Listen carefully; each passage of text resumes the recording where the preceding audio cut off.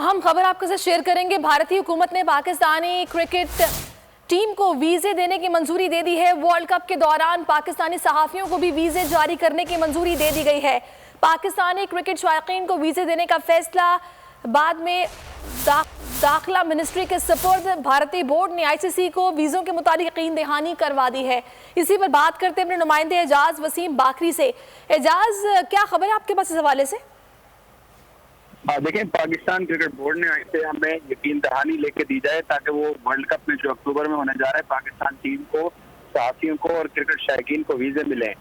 तो आज मुंबई के अंदर बीसीसीआई की मीटिंग हुई जिसमें ये बताया गया कि इंडियन गवर्नमेंट ने पाकिस्तान टीम को और पाकिस्तानी सहाफियों को वर्ल्ड कप के लिए वीज़े देने की मंजूरी दे दी है।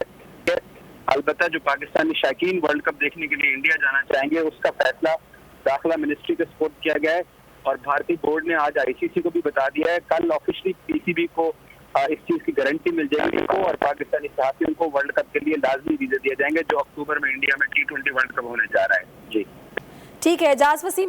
ए नूरे खुदा नूरे बसीरत की तलब है, रमजान का सदका तेरी रहमत की तलब है। मख्फी हैं इसी माह में रहमत के करीने, गर्दाब से निकले हुए बख्शिश के सफीने। गोया है तेरे इश्क में हम सब बराबर, मजलिस को तू गुलदस्ता फिरदौस बना दे। रिंदों को सनाए शहलौलाक पिला दे, तू शम्मे कलम को यदे बैज़ाई अता कर।